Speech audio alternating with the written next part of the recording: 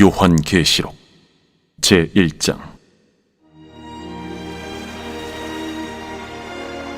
예수 그리스도의 계시라. 이는 하나님이 그에게 주사 반드시 속히 일어날 일들을 그 종들에게 보이시려고 그의 천사를 그 종 요한에게 보내어 알게 하신 것이라. 요한은 하나님의 말씀과 예수 그리스도의 증거 곧 자기가 본 것을 다 증언하였느니라.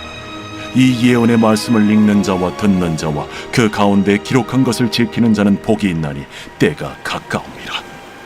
요한은 아시아에 있는 7교회에 편지하노니 이제도 계시고 전에도 계셨고 장차 오실 이와 그의 보좌 앞에 있는 7 영과 또 충성된 증인으로 죽은 자들 가운데서 먼저 나시고 땅의 임금들의 머리가 되신 예수 그리스도로 말미암아 은혜와 평강이 너희에게 있기를 원하노라.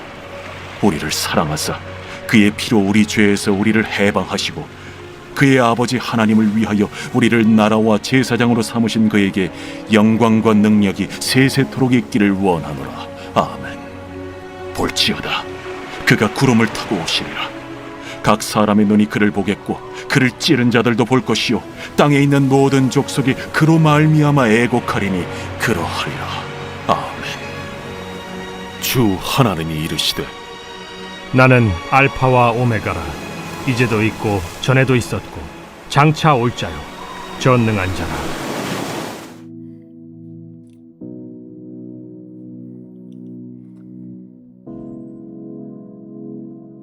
안녕하세요. 그리스도가족 여러분, 매일 말씀의 김예찬입니다.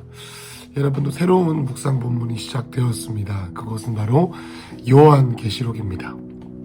여러분, 우리가 요한계시록에 대해서 두려워하는 분도 계시고요, 또 어떻게 보면 좋아하시는 분도 계시지만 친숙하지 않은 그런 주제이기도 해서 많은 분들이 어려워하실 수도 있는데, 매일 말씀과 함께 잘 통과하시면 마지막 때 주님께서 하시고자 하는 일들을 미리 알 수 있는 기회이다라는 것을 꼭 기억하시면서 포기하지 마시고 함께 달려가면 좋겠습니다.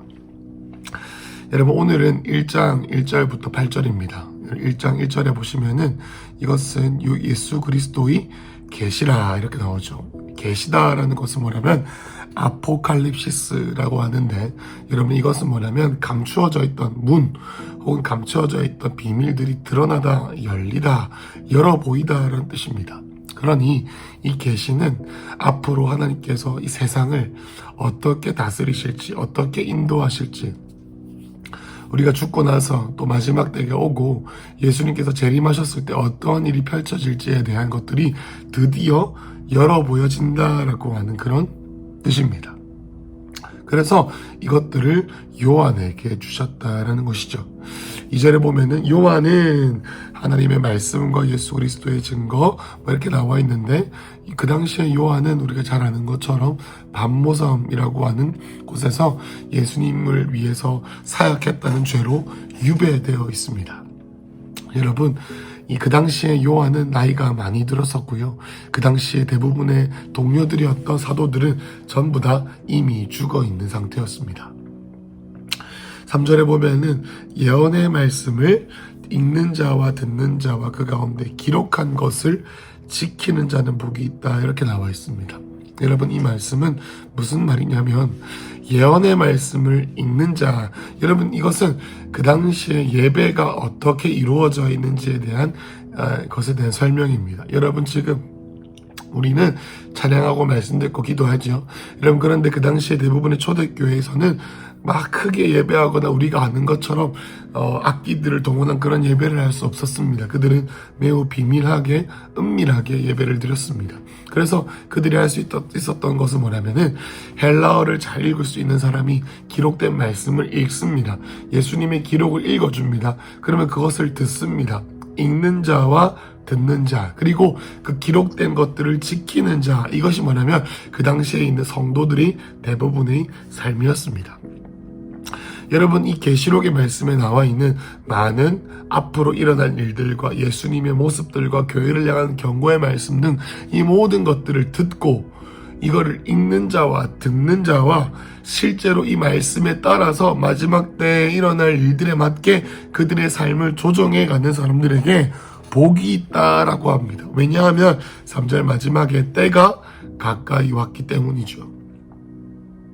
4절에 요한은 아시아에 있는 7교회 편지한다라고 했습니다. 여러분 7교회는 우리가 잘 아는 것처럼 에서버두 사빌라, 에베소, 서머나, 버가모, 두아디라, 사대, 빌라델비아, 라오디게아라고 하는 7개의 교회들이죠. 그래서 이 7개 교회에게 뭐라고 하냐면 5절에도 보시면은 충성된 증인으로 머리가 되신 예수 그리스도를 말미암아 은혜와 평강이 있게 하신다라고 했습니다. 여러분 그 당시에 이 7교회가 처해 있는 상황은 도미티안 황제라고 하는 무서운 이 로마 황제에 의해서 많은 교회들이 핍박을 당하고 목숨을 걸고 예수님을 믿고 있었습니다. 여러분 그런데 그 7교회에게 편지를 하는 거예요. 근데 7교회에게 비춰지는 우리 예수님은 어떤 모습이냐면 그의 보좌 4절 맨 마지막에 보면 그의 보좌 앞에 있는 7영 이렇게 나와 있는데 이 7영은 성령님을 말합니다. 여러분 이 성령님께서 조명하게 한 성령님은 자기 자신을 드러내시는 분이 아니라 다른 하나님, 다른 위의 하나님을 드러내시는데 그 성령 하나님께서 조명하고 계시는 분은 누구시냐면 예수 그리스도, 충성된 증인, 그리고 죽은 자 가운데서 먼저 나시고 그리고 이 땅 임금들의 머리가 되신 이 모든 것들은요 예수님에 대해서 수식하는 수식어들입니다. 그러니 예수님이 누구시냐? 이제도 오시고 이전에도 계셨고 장차 오시리, 충성된 증인, 죽은 자 가운데서 먼저 나시고 이 땅의 머리, 임금들의 머리가 되시고 또 그분은 5절 맨 마지막에 우리를 사랑하사 그의 피로 우리의 죄를 씻으신 분이시다라는 것이죠. 여러분 우리 예수님께서는 우리를 다양한 예수님의 수식어에 해당하는 사역들로 저와 여러분의 삶을 새롭게 하시는 분이다라는 것을 기억해야 합니다. 예수님은 충성되신 증인, 충성되게 하나님의 나라를 이 땅 가운데서 복음을 전파하신 우리의 증인이시고 또 죽은 자 가운데서 십자가에 못 박히셨다가 부활하신 분이시고 또 이 땅을 다스리시는 모든 임금들의 머리 되시고 그것뿐만 아니라 그의 피로 우리를 죄에서 해방하신 분이심을 우리가 기억해야 합니다. 여러분 또 예수님의 사역은 여기서 끝나지 않습니다. 그의 아버지 하나님을 위하여 우리를 나라와 제사장 삼으셨습니다. 여러분 나라로 삼으셨다라는 것은 뭐냐면은 하나님께서 우리를 백성으로 삼으셨다라는 거예요. 백성으로 삼으셨다. 옛날에는 구약 시대에는 하나님께서 이스라엘 백성들만을 그분의 백성으로 삼으셨지만 예수 그리스도의 사역으로 말미암아 저와 여러분과 같은 이방인들도 하나님의 백성으로 삼아졌습니다. 또한 제사장으로 삼으셨습니다. 제사장이 무엇입니까? 하나님과 세상 사이, 하나님과 사람 사이를 예배함으로 인하여서 하나님이 어떤 분이신지를 드러내는 직임을 가지고 있었죠. 여러분 이와 같이 우리는 사단의 자식, 마귀의 제사장과 같은 삶을 살았지만 예수님의 사역으로 말미암아 이방인인 저와 여러분도 이러한 삶을 살게 된 것이죠. 예수님의 이런 분이십니다. 그리고 7절에 보면은 볼지어다 그가 구름을 타고 오실 것이다. 각 사람이 눈이 그를 보겠고 그를 찌른 자, 그를 핍박한 자도 볼 것이고 땅의 모든 족속들이 그로 말미암아 애곡할 것이다. 가슴을 치며 슬퍼할 것이다. 왜 슬퍼할까요? 하나님이 없는 줄로 알았는데 하나님의 말씀이 이루어질 줄 몰랐는데 실제로 이루어지니 그들이 하나님을 따라 살지 못한 것을 후회한다라는 것이죠. 그리고 예수님께서 말씀하십니다. 주 하나님 이르시되 나는 알파와 오메가라, 이제도 있고 전에도 있었고 장차 올 자요 전능하신 하나님이시다라고 말하십니다. 알파와 오메가라는 뜻이 무엇입니까? 너희가 살아가는 지금과 내가 다시 올 마지막, 시작과 끝, 역사의 시작과 마지막은 다 내가 다스린다. 너희가 지금 통과하는 어떤 일이든 너희가 앞으로 마주할 어떤 일은 전부 다 나의 손에 있고 나를 바라보라. 나는 전능하고 모든 것이 나의 손안에 있다라는 것을 기억해야 합니다. 여러분 우리가 이 말씀을 이 본문이 8절까지였는데요. 여러분 우리가 기억해야 되는 것은 하나님께서 지금 교회 7교회에게 말씀하십니다.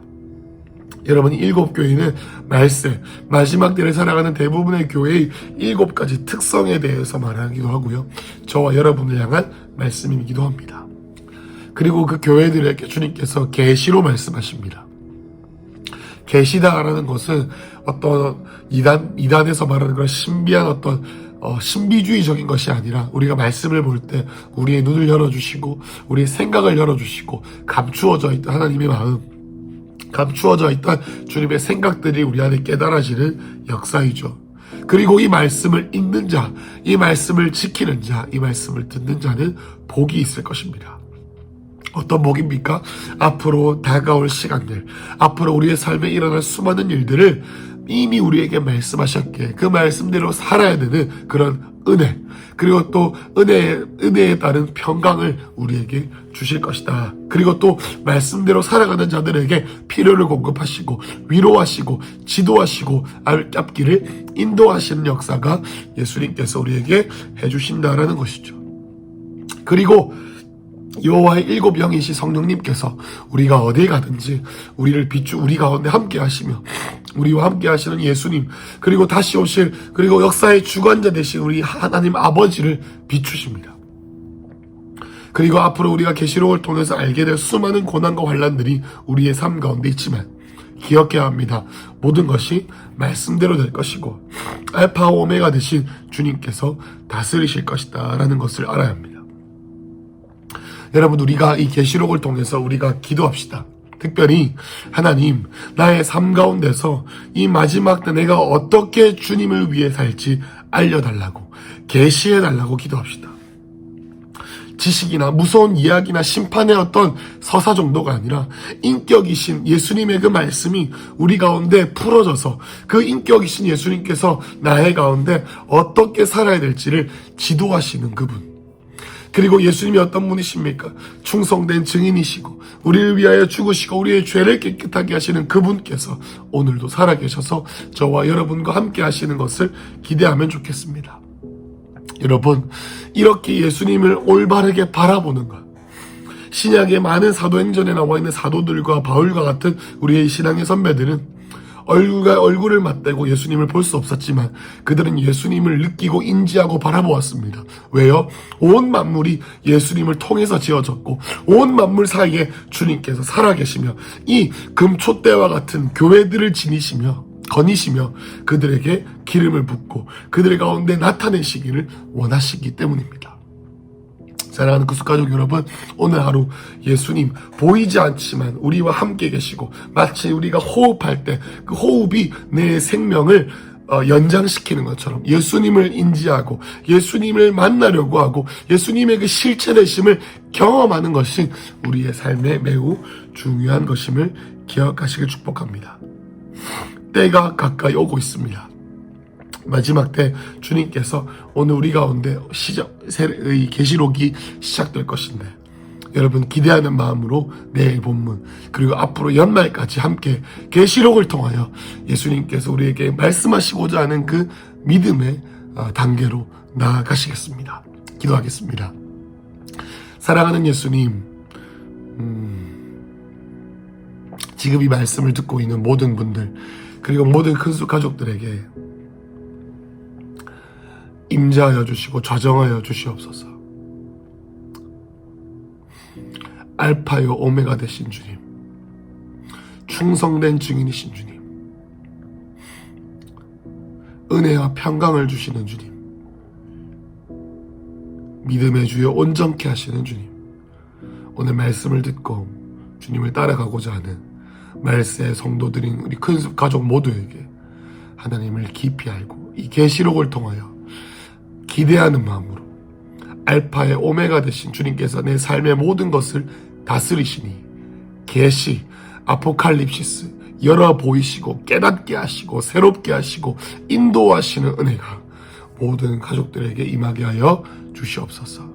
예수님의 이름으로 기도했습니다. 아멘.